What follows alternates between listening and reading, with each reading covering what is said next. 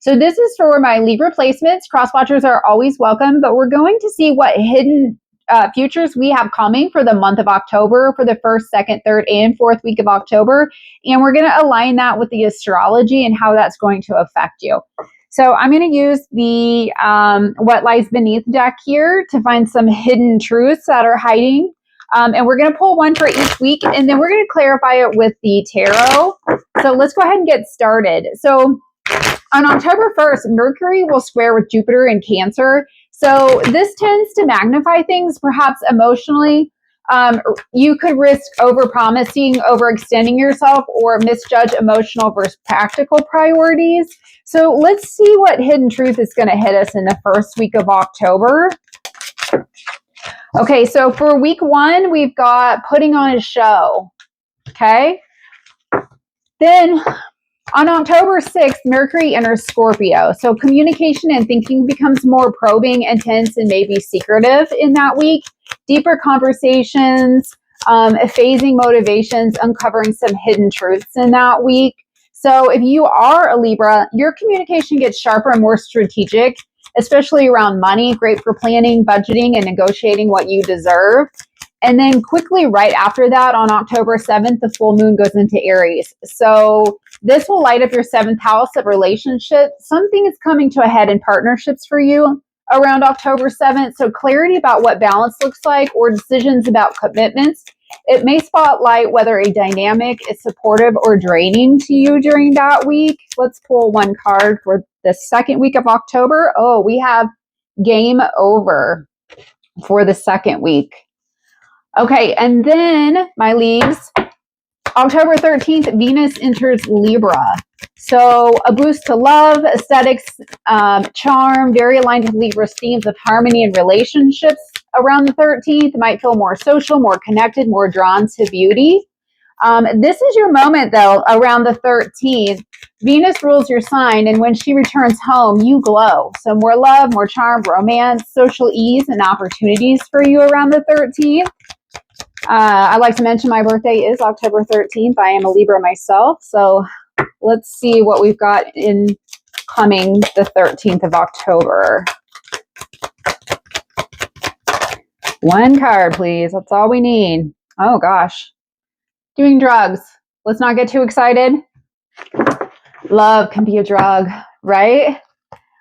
So, but we'll clarify with the tarot once we get all our cards out. Okay, so October 21st, new moon in Libra. So new beginnings around relationships, style, values, balance. A good time for planting seeds for how you want your connections or partnerships to evolve. And so this is your personal new moon, the most powerful manifestation window of the year for you. So set intentions for self-image, health, personal projects, or relationships during this time. So whatever seeds you plant at this time around that new moon, around October 21st, that is going to set the tone for the next 12 months for you. And so we did flip over copycat during that time.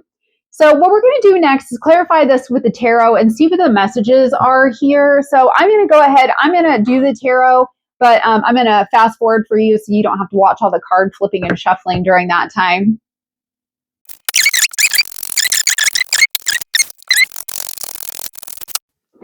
Okay, so welcome back. I pulled the tarot cards for each oracle card, and we're going to run through those situations, see what's really going on behind the scenes and the advice that is there for you. So let's get into that. So just a reminder, week 1 was putting on a show. And so what I got here is the Hermit card, the Two of Cups reversed, the Page of Wands, the Knight of Coins, the Eight of Wands in reverse, the Fool card in reverse, the Death card in reverse, and the Empress in reverse here. So what this tells me is that in the first week of October, someone might be acting one way on the surface, but hiding how they truly feel underneath. The Hermit card and the Two of Cups reverse show a disconnect in relationships. So maybe distance or miscommunication here in your relationship. The Fool reverse and the Death reverse tells me there's resistance to change here. Like somebody is pretending everything's fine, but inside they're really stuck. So the advice here for you is to slow down, like the Knight of Coins. Don't rush into action if you sense something's off. The Eight of Wands reverse reminds that delays are protection. Take space if you need it. The Hermit says wisdom comes from when you pause, not when you push. Okay? So then in week 2, we had game over.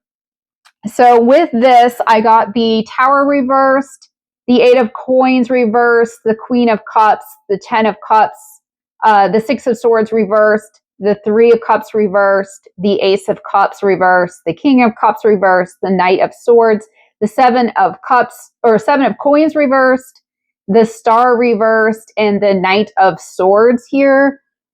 So with this thick combination here, I'm seeing in the second week, this week brings some truth bombs, possibly. The Tower reverse and the 8 of Cups reverse show resistance to a breakup or an ending here. Someone's clinging to what's already collapsed.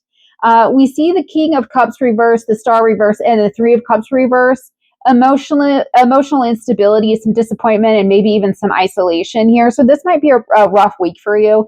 It's going to be heavy, but the 10 of Cups and the Queen of Cups suggest this ending is making room for true emotional fulfillment, even if it's not clear to you yet. So your advice for week 2 is the Knight of Swords and the King of Swords is to cut through the confusion. Be direct, be honest, and don't let nostalgia or wishful thinking keep you stuck. Basically stop romanticizing what you thought you were getting and really see what's happening here. And so the 7 of Coins reverse says stop waiting on someone to change. Sometimes the game really is over, and that's where the healing begins. So that's the story we've got for week 2 here. In week 3, we've got the Doing the Drugs Oracle. So in week 3, we've got the Doing the Drugs Oracle. And with that, I got the the 3 of Swords, the Hanged Man in reverse, the 4 of Coins in reverse, the Queen of Coins in reverse, the 10 of Swords in reverse, the Queen of Wands in reverse, the 8 of Coins in reverse, and the 9 of Swords, all in reverse. So what I'm seeing here in week 3 is the third week. And again, remember, doing drugs does not have to be literal. I'm not saying that you're a drug addict or there's drugs involved, but it's just, it's about the toxic coping mechanisms here, the distractions or the cycles that numb the pain for you. The 3 of Swords with the Hangman reverse shows heartbreak and someone refusing to sit with it here. And then the Queen of Wands reverse and the 10 of Swords reverse point to burnout, maybe even jealousy or some power struggles in the connection. It's like instead of facing the wound, there's avoidance happening here in this connection. So the advice here says that the key is to release control, the 4 of Coins reversed, and actually do the work of healing, the 8 of Coins reversed. Don't self-sabotage. Don't mask the pain. The 9 of Swords reversed is your sign that the worst is passing, but only if you're honest about what needs to change. Healthy coping and accountabilities are the way forward here in this connection in week 3. And so then in week 4, remember, we had Copycat here. So with the Copycat card, I got the Wheel of Fortune in reverse, the King of Coins reverse, the Chariot reverse, the Hierophant, the 5 of Cups, the Ace of Wands, the Knight of Wands, the Waning Moon, the Temperance card, the 7 of Wands, the 7 of Cups reverse, the Winter Solstice, the Page of Coins, and the 4 of Cups. So with that combination, I'm seeing that someone might be imitating you, competing with you, or trying to take your shine in week 4. The Wheel of Fortune reverse and the King of Coins here reverse suggest shady dealings for people stuck in a lack mentality, so low vibrational type people. The Chariot reverse shows blockages, while the 5 of Cups says this could stir up feelings or loss of disappointment.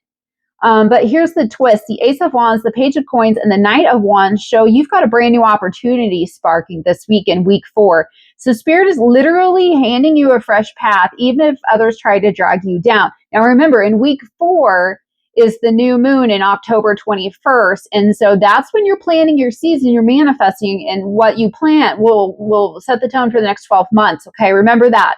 So your advice is powerful here in week 4. The Hierophant and the Temperance say lean into your wisdom, your spiritual practices, and your balance. The 7 of Wands reminds you to protect your energy. The 7 of Cups reverse says get clear about your options. Remember that manifestation. Don't be distracted by illusions here in week 4. And with the Waning Moon and the Winter Solstice cards, you're being told to release what doesn't belong to you. Don't fight for what's fading. Trust in your power and trust in divine timing here in this week 4. So in October is a month of peeling back illusions here, letting go of toxic cycles and standing in your truth here, especially others that test your energy. So remember, endings are just openings in disguise. If this reading resonated for you, please drop a comment and let me know which week hit for you. And don't forget to like, subscribe, and hit the bell so you don't miss next month's reading. Sending you love and balance this Libra season. Thanks, guys.